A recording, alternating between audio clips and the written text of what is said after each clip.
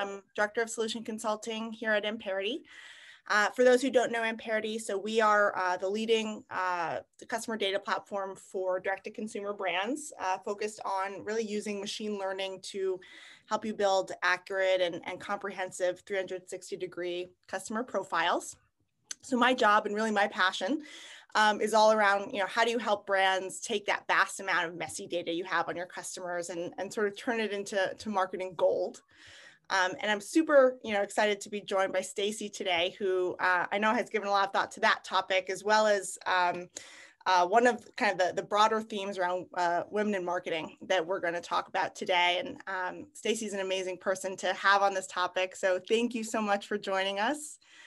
She leads digital marketing at Anink, and we have a sort of great list of topics to chat through today. So hi, Stacey. Thank you. Hey, so nice to be here. I'm excited. So I know, you and I chatted a bit yesterday, and I already feel like I've learned so much from you.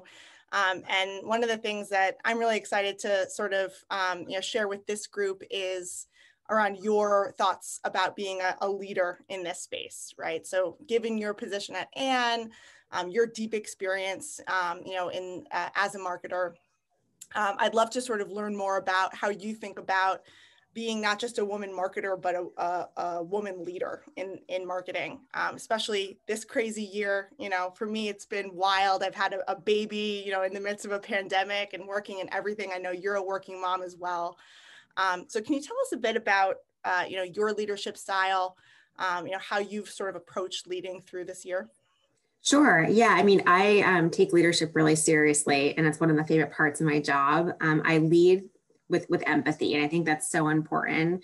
I think understanding where people are, what their experiences are, it's really key to a successful team. And part of what I think people appreciate about me is that I'm really honest. I'm really blunt. I don't kind of cut corners. You know what you're getting. But I also wear, my life, like work and life have a very little distinction these days. And what people know about me is that I'm a working mom, and I don't try and hide that. It's like a badge of honor for me. And I'm a 4-year-old who is just the light of my life. And I think being home with her and not commuting has been such a gift over this time, but everyone knows I sign off at 6 p.m. to be with my daughter. I think it's really important. I prioritize that in my life, and I hope it's a leading by example that people should do that, whether they have kids or not. I think part of my job as a working woman and working mother is to say, you can do this too. Right? It's hard. I remember the first year, my daughter literally didn't sleep, and everyone knew it. I'm like, this is really hard. I'm so tired. Right? And so it's not hiding it, but it's showing that you can do it and trying to lead by example. So, a lot of my team is pretty young, they're early 20s, they're, some single, but everyone, whether you have kids or not, you've got a life and you've got to prioritize that. I think it's really important to set those boundaries. And so, that's the way I lead. And I think leading with empathy is, in my opinion, the only way to lead today. Yeah, I love that. And again, for me, I very much have emulated, leaders like yourself as I kind of became a working mom and seeing folks set those boundaries. And obviously this has been a really funny time, right? Because we are working from our homes, the two are really blurring together. But at the same time, it's been a gift in some ways, right? And getting that time back. And I hope that coming out of this, we can take a little bit of that forward, right?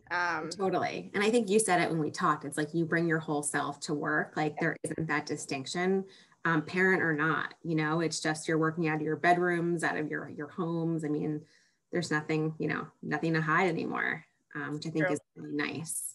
I think I'm going to miss seeing everybody's kids on Zoom once we're all back in the office. But yeah, one of the other sort of key kind of themes you hit on there, which I love, is this idea about leading with empathy. And one of the things you said to me, which I just can't get out of my head, is this idea that it's not just kind of an imperative to lead with empathy, but it's a responsibility that we have as women leaders. Talk a little bit about how that then translates into being a marketer. How do you bring that empathy into the way that you connect with your customers, especially at Ann, given that your customers are sort of fellow women? Yeah, totally. I mean, I think empathy totally applies to what we do from a marketing perspective. If you look back a year ago, we were scrambling to say, oh my gosh, what is she going through? Well, she's going through what we were going through because, at our company, mostly women, where our clients are all women for the most part, right? And we're 20s, 30s, 40s, 50s, and so we represent her and we know what she's going through. So I think we took this really, I mean, in hindsight, and during the that period, it was like, oh my God, this is crazy. How are we going to get through this? But I think it really changed the marketing landscape for the better because we became more authentic. It was a scramble. It's like, how do you tell her she needs to wear a dress at home? Like, and she's not going, like, how do you do that? And so I think it became less about like the sunshine and roses and more about connecting with the client and where they were, because it was where we were. Like we were living what they were living. And I think, I think we talked about this yesterday. It's sort of like raising a kid, right? It's like once you think you've like nailed the routine, something changes. And where I am at Ann, like I work on the Loft brand specifically. And one of the best examples is like, we have this awesome brand, Blue and Gray, which is this comfort and cozy. And it's like, we have this signature soft sweatpants and they're amazing. And literally was our savior during the past year. It was awesome. Now we're going through this period where like that is softening a bit, right? Like people don't want to live. I want to throw out my sweatpants. I've got like 5 tie-dye sweatshirts. Like I'm done.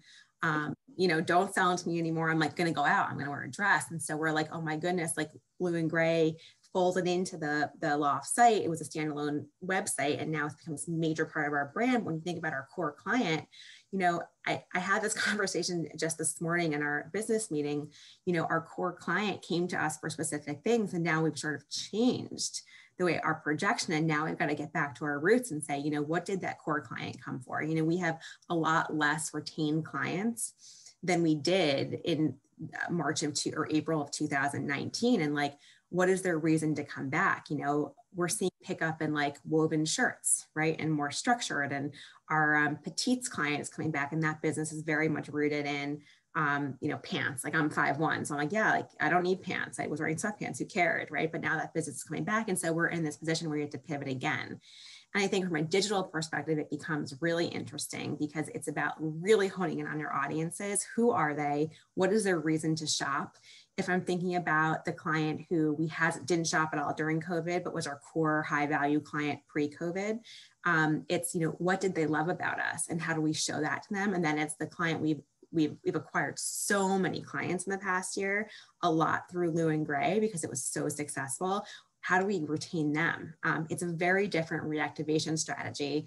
And it's been really interesting. So I think as we, going back to your original question, leading with empathy, it's relatability, right? It's like getting into, in the meeting this morning, it's not about just the traffic to the site or the promo or the product, it's the client and who is she and how she's behaving. And that's really dictating what we're doing. And I think it's been a crazy thing, but I feel like it's going to be the norm go forward in like a good way, I guess. Yeah, totally. Yeah. And one of the really cool things you mentioned also, and I'd love to sort of talk about that a bit, is actually using some of the personal stories from people on your team as you were talking and say, hey, this is somebody on our team who's going through this too, kind of going to that point of relatability. Yeah, we actually did a whole thing. I mean, everyone, every brand was starved for content. It was, oh my gosh, like how are we couldn't even shoot product, this time last year. So it was, who can we send product to? Who can shoot in their house? And then how can we be more relatable? And it was nothing better than going to the source. And that's not unique to like my brand, right? A lot of brands did that. But it just goes that authenticity, and like people don't want to believe. I mean, if you had been showing flashy, photo shoots from like, the beach or, crazy, it just seems so unrelatable and untouchable. And people want authenticity, and they want to know, they want to see realness from the brands that they're shopping from. And so, that's where we went. And I think now in terms of our go forward, it is a lot about what other people are experiencing. And, we're with a bunch of women and we all have different lives and, points of view, but we're like, oh my gosh, I thought that too. What do you think? And then of course, listening on social, we hear one thing on Instagram and a different thing on Facebook. And it's like, well, who is that client? It all comes back to that, to her. Yeah. So.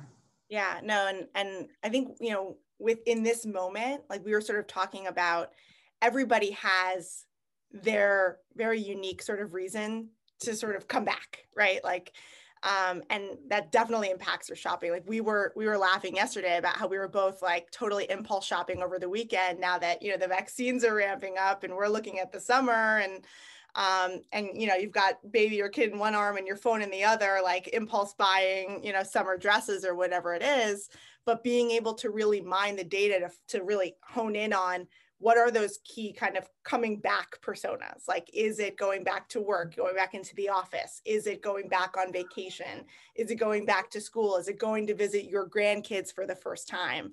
And there's so many different signals that your customers could be sending you about what that could be, right? It could be about, what age group they're in. It could be about what kind of content they're interacting with. And being able to read the tea leaves, is obviously going to be huge and making that connection with them. Are there any kind of like interesting insights that have popped as you're kind of thinking about post-COVID, like where you might kind of head with the brand?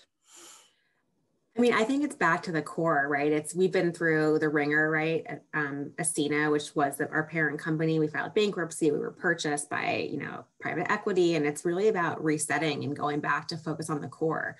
Who is the core client? What do they like from us? What do they know us for? A lot of people, I talked to some friends this weekend, they shop loft.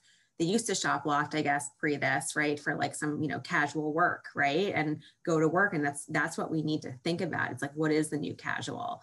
And so I think it's less about like, I actually think it's more about looking at that retained client and like, why do they love us, and think about where their life is today. I mean, we have we have a great consumer insights team. It's like awesome to see them go back and, validate some of our assumptions, but like as much a lot of what marketing is like, it's the marriage of art and science, right? It's using the data and then gut checking it. Like, does this make sense? And then making decisions. And I think I become accustomed to is literally every day we're served some different data that helps inform our strategies. And it very much so is like, one of our most successful digital marketing tactics for people who, in the retail space, it's dynamic ads on Facebook. But if you're not serving up the brand and creating desire to that audience, she's not going to engage with you. So, I think a lot of it comes down to that strong product, but it really comes down to, creating desire and driving the engagement with those different segments and figuring out, to your point, your comment earlier, what is their reason to engage? And we look at that. I think it's been we're a very promotional brand. It's been a very promotional year. So it's how do you go from slamming them with like big discounted numbers, 50 off, 60 off, to saying, oh, come buy us for 30. It's not so easy. And so it's a very, I guess, tightrope to walk as we're kind of figuring out that path forward. For sure. And I know, one of the things you've mentioned here and that we've chatted about is how important Winback and reactivation is going to be as part of this strategy. Obviously with store closures and with just all these sort of changing buying habits, there are a lot of folks, with all brands that I talk to, where they're seeing just huge lapse rates in their customer base. And now it's really shifting towards, yes, we're always going to be doing a lot of thinking around activation and acquisition and prospecting and finding new customers. But we've still got this amazing, set of customers who were, have been with the brand a really long time, who we might not have seen for a bit, but there's a reason for them to come back into the fold. So when you think about reactivation and Winback, what kind of channels are you thinking about? What kind of messages are you thinking about? What's kind of the strategy there for your team?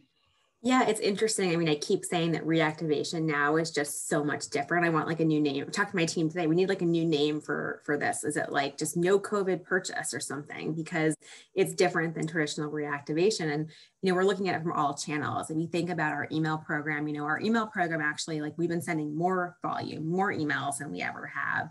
And we're seeing, which drives more traffic, right? Like the more you send, it actually drives more revenue too, but we see our click rate down, right? Because that retained client isn't as engaging as much. So I think there's like a component you need to look at and push in your email channel. So people who may be engaging but not purchasing.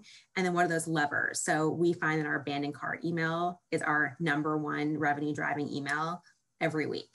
So to me, that's low hanging fruit, right? If you get someone to come to your site and add product to their bag, you then can remarket them in a very strategic way. And if you can impact the open rate by a point, the click-through rate by a point, you're unlocking thousands and thousands of dollars for the business. So, you know, for me, a lot of it is like figuring out how do you get them to engage. So email for sure.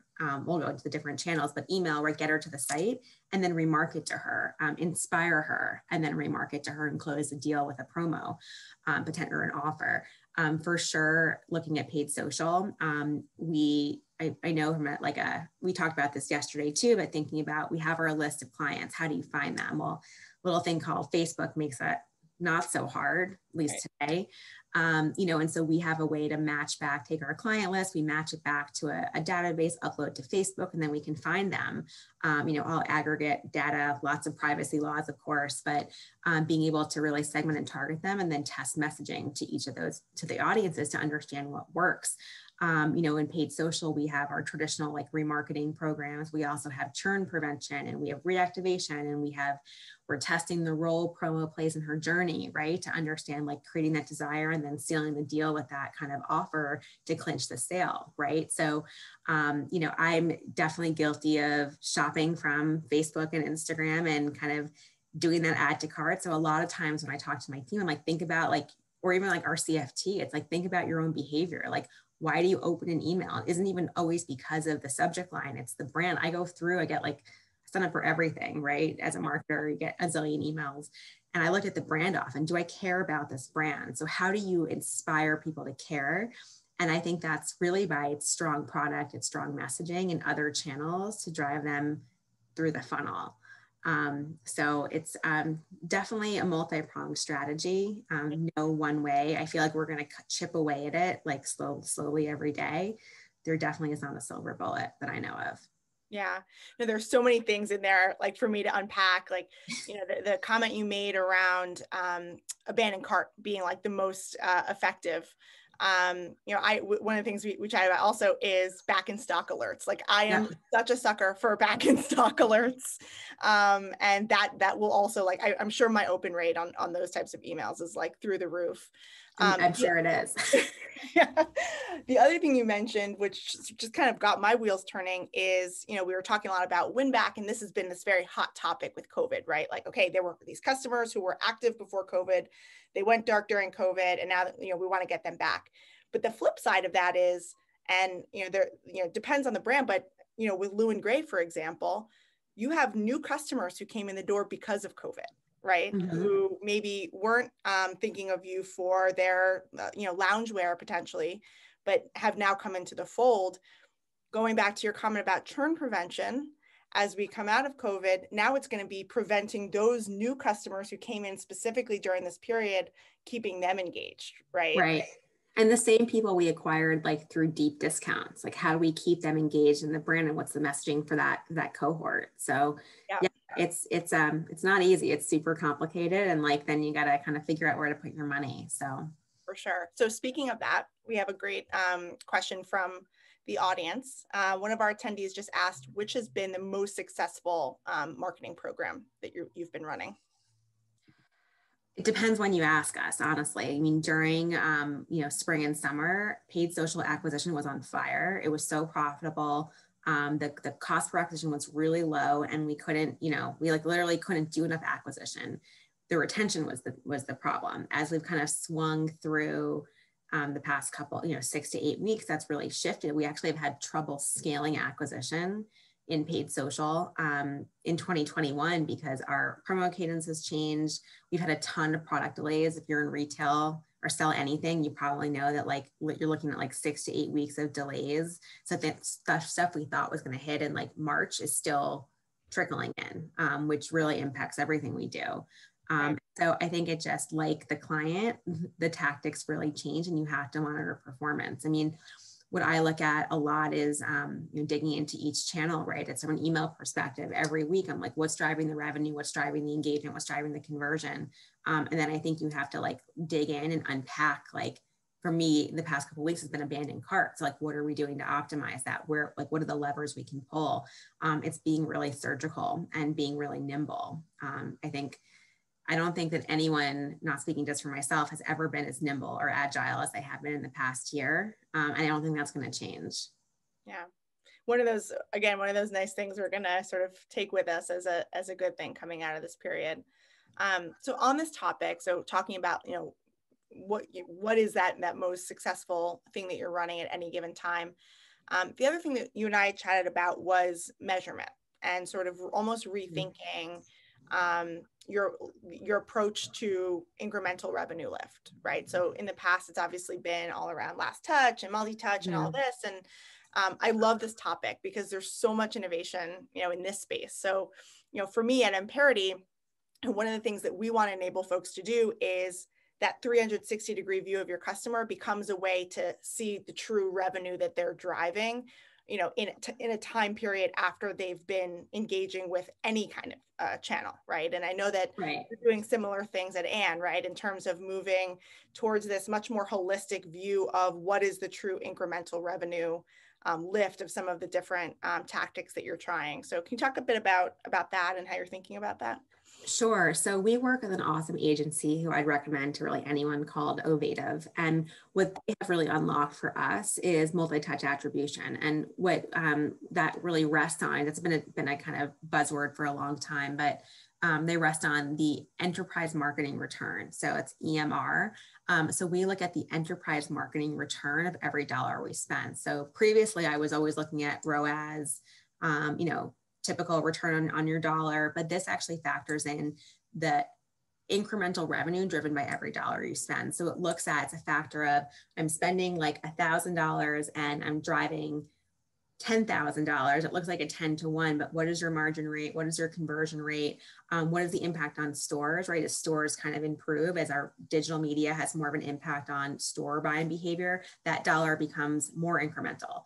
And that's really unlocked a lot of changes in our strategy. So a couple of things, we used to spend a ton more money in paid branded search, but think about your like use case of one. I always say, you search for Loft or Ann Taylor, like you're going to click on the unpaid ad. You don't need to pay for that click. And so that channel becomes a lot less incremental, but what becomes more incremental is non-brand PLAs, right? So if I'm searching for a black dress and Loft pops up, like I may not have shopped Loft, right? If I have 10 other options or 100 other options. So that becomes more incremental. The other piece that's really shifted is affiliate. Affiliate looks awesome last click, but it is not incremental for the most part. Again, think about what we call like the leapfrog effect. You're checking out on Loft or any site and you're like, oh, Ebates, so they have cash back. You leapfrog off of Loft onto Ebates, see they have cash back, click, go back. You still would have shopped on Loft, right? But instead we're paying extra commission for that purchase. And that's been a major, major win for us. We've shifted our budgets out of some of those less incremental tactics into things like paid social acquisition. So EMR really shows you that enterprise marketing return of every single dollar you spend. And we look at a target every week. And, some weeks we're up and down in other channels and we take a hit because we know it's a holiday weekend and we need that affiliate placement. And also want to caveat, not all affiliate spend is not incremental. It's just that some of it is. Some of it's not, and you need to just shift. The other piece that we're preparing for is this cookieless world. And I read an article this morning, was it yesterday morning? Can't remember, but really was like about what are CMOs today doing and thinking about. And that's like a major, major thing. And there are like companies out there advising brands on how to move forward because no one really has the answer. I think we're all trying to prepare for the inability to track people everywhere they go. One of the things we're doing is we're moving to a multimedia mix model, which don't ask me to explain the details. I said, Margaret, please don't probe me on this because I'm still learning. But really, it's a combination of multi-touch and a media mix model, which uses regression-based analysis to look at the incremental revenue or customer figure at the sub-channel level. And so we're kind of trying to figure out how do we look at the return of our dollar on the customer level and not necessarily on the last click or platform level, because it's not going to be the same. Yeah. And for the record, I didn't ask you that. You and I brought that up. I know. I have to do that to myself. No, but it's super interesting. And I know I've had to really read up on this topic on kind of the death of the third party cookie. We get the question constantly. It's obviously top of mind for brands. I think it's going to have to be very much a multifaceted, strategy. You guys are obviously kind of coming at it from a very technology-led kind of perspective, which is great. One of the things that I've been kind of working with brands on is you've got to really lock down that first party known data asset that you have, because now you're not going to be able to rely as much on kind of the third party data asset. So no, it's a fascinating topic, and I think segues well into one of the questions we got from the audience, which is when you're thinking about exploring different emerging technologies, partners, how do you determine how to spend your time and budget on those kinds of technologies? Yeah, it's interesting. So we actually had a meeting today and we were talking about, what else should we be looking at? I think there are platforms that we believe we should be testing, where we've just started testing TikTok. We just started testing Snap. We're behind a lot of brands here probably because our client is older, but you've got to get your feet wet. Like we've now, you need to spend time building out and testing out the things that you haven't spend time on, right? Like I think if you haven't optimized Facebook and Instagram, like that's the first place to start. They're the most sophisticated, right? And there's a zillion things to do there. And it's really been a business driver for so many businesses. I mean, it's Facebook, right? But then I think it's looking at where else is your customer spending time. So, Clubhouse is new. We're not jumping on there anytime soon. Like I'm personally exploring it. I don't know what the space is for us. I think it's good to keep your eyes on it. But I'm definitely, of the opinion that you don't need to be the first to everything, but it's good. You need to, be smart and know. For me, one of the channels I haven't mentioned is SMS, which has been actually, a huge growth vehicle for us over the past year.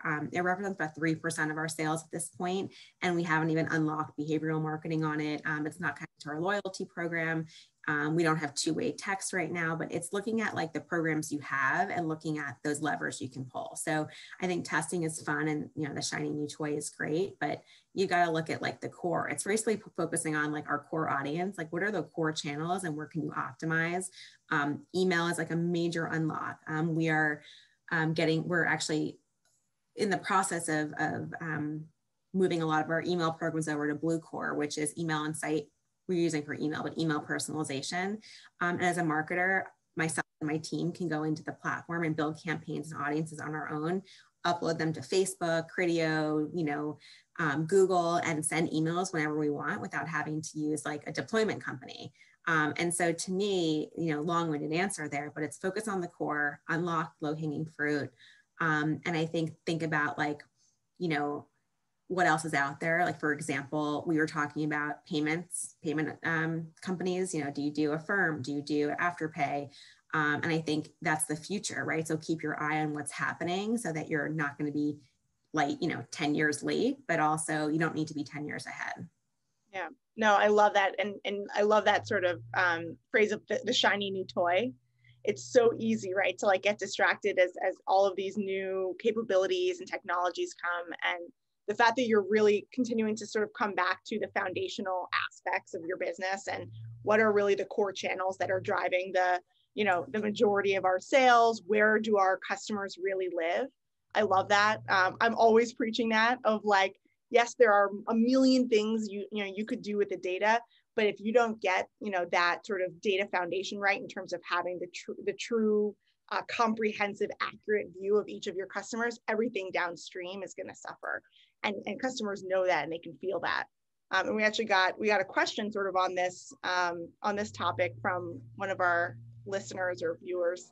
And they asked, how do you promote authenticity with your marketing strategies when you're connecting with your customers, especially with purpose-driven marketing strategies? Yeah, that's an interesting question. Our, to be totally honest, because I always am, but we haven't done as great of a job with our charitable initiatives and our purpose. We've really been so focused on, getting through inventory in the past year and pivoting. I think that, from an authenticity standpoint, it's really, I wouldn't say that we're doing an awesome job in everything we do right now. I think it's an area for opportunity. We have a huge charitable program that people don't know as much about, and that's an opportunity for us. I think it's really like, again, goes back to the client and understanding who they are, what they're doing. We do a lot of client research. panels, right? Internal, external, to understand like what's happening in her life, what she's looking for, what she needs from us, what she needs to shop. Does she need more fit information? Does she need, does she want a brand that cares? All that. I mean, it runs the gamut. So I would say that's a tough question, and I probably don't have the best answer for it, obviously, but it's definitely an opportunity, and we are looking to really push our charitable initiatives to the forefront. Yeah. And I think, the spirit of the question was all around authenticity, right? And I think we talked about that in the beginning of the conversation. Part of that is that those purpose-driven, strategies that you were just talking about and that Anne runs, but it also always comes back to that authentic connection, sort of that empathy, meeting the customer where they are. Mm-hmm. So I love that. So we got a couple of additional questions, and I like these because they're broader, right? They're more about, again, kind of your leadership style, how you lead your team. So one of the questions we got was around, this virtual working situation that we're in right now. Obviously, I'm in my house, you're in your house, and would love to hear about kind of how have you kept your team engaged? How have you kept morale up? If you've had new folks join the team, how have you made them feel kind of part of the team in this virtual world? Is that happy hours, coffee chats? So I don't think anyone loves those, to be honest. I'm like, no one looks forward to a virtual happy hour, right? And I think we try that a lot at the beginning. It's been a tough year, especially, at a company where we filed for bankruptcy, there's been layoffs. And I honestly, again, like I just keep it real. I'm like, guys, this sucks, right? Like I want to be, these are the facts, but I know this sucks. I don't try and really sugarcoat things. I don't believe in that. I think transparency and authenticity is really key. And so connecting here, I'm like, listen, like I'm like super passionate about the business. I'm really I'm very competitive. I like to win. Like I like the business to be good.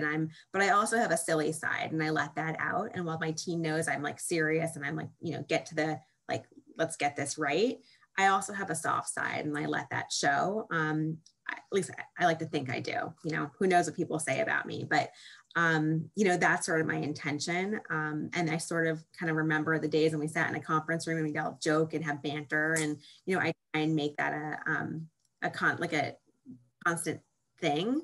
I think, I've hired a bunch of people. I've had a bunch of people leave for, one reason or another, and I've hired a bunch of people. And I think, consistent team meetings is really important. Communication is key. I like to think I'm an over communicator. So I think that's been helpful. We've brought on a number of freelancers. We've converted a number of freelancers. And so I like to think that there's a positive, energy, but I also would be remiss to say that this is hard. It isn't as easy to connect and not be able to grab a drink with someone who's, your core business partner, and to really form strong relationships. But I think we've done an okay job, for what it's worth. Sometimes it's just about commiserating about how much it sucks, right? Yeah. But also, like, how great is it that, for us on my team, we're not going to be 5 days in the office going forward. I think that's a wonderful thing for a lot of people and their lives. So, there's lots of good things to come out of it.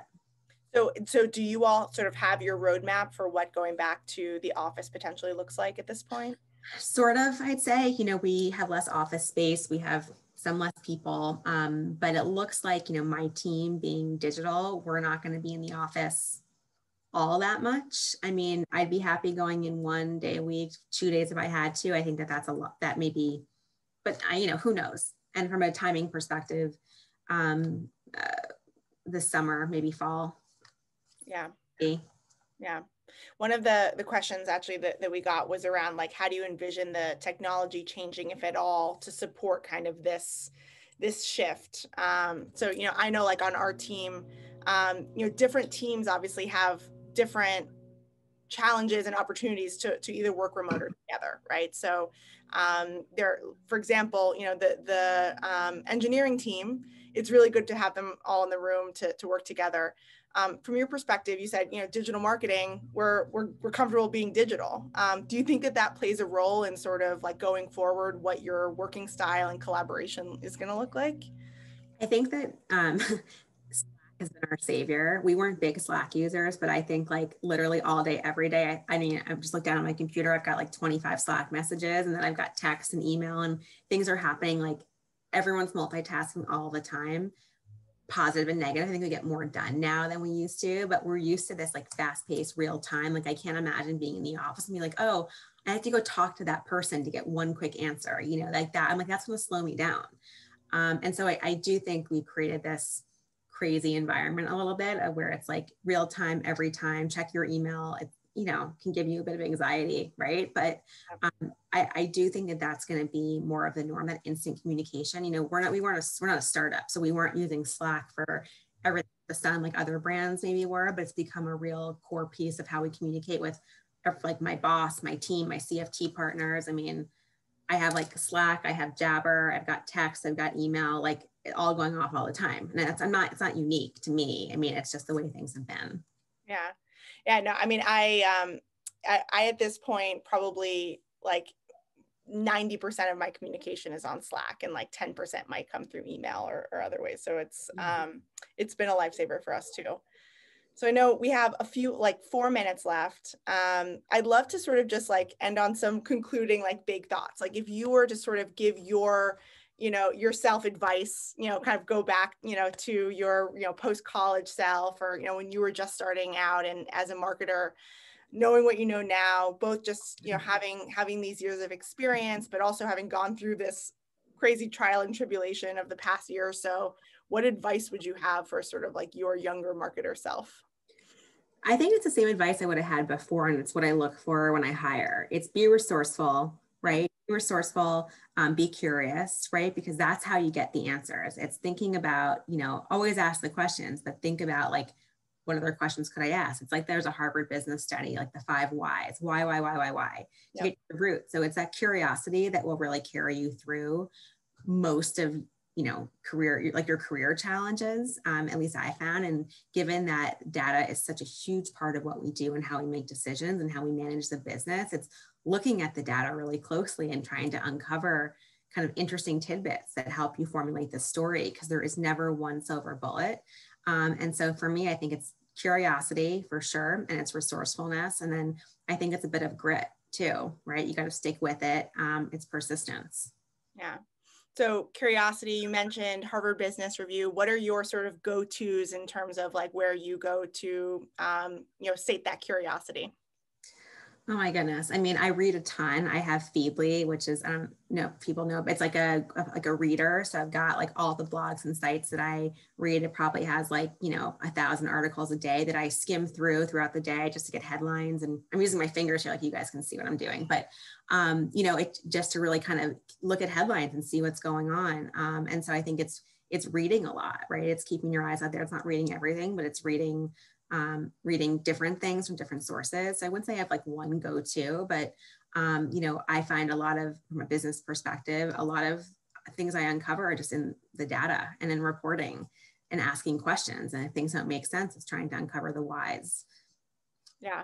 When you mentioned the 5 whys, I come from a strategy consulting background. So that was like, yes, the 5 whys are 100% kind of the framework we would use. So that sort of, to me, that marries like curiosity and grit, right? Because it's not just asking the question, but continuing to press deeper and deeper and deeper, and challenge yourself to not just be like satisfied with an easy answer, right? Exactly. Yeah. Love that. I think it's thinking differently, not being afraid to think differently and approach things differently, because change is constant, as we all know. Yeah, for sure. And I think this comes back, you know, to the beginning of, you know, if we've learned one thing, it's got to be nimble. So we've got one last question from one of our listeners. So any predictions for consumer trends in retail from you that might be unexpected? Oh my gosh, I don't know. Consumer trends. You know, I don't know that it's a consumer trend necessarily. I do think that, you know, SMS is a really huge growth vehicle from a marketing perspective. I get texts from like a zillion people now and I don't mind. And so I think it's an interesting evolution to think about. I don't know that speaks to like consumer trends necessarily, but definitely like marketing trends. And I do think this authenticity is going to really continue. Love that. Well, thank you so much, Stacey. This has been amazing. I've loved getting to know you, learning from you. Same. So really appreciate the time and the chat. Yeah, no, thanks for having me. Thank you so much, Stacey, and of course, Margaret, for joining us today and for leading this conversation. We really, really appreciate you both coming to the stage and hope to have you back soon.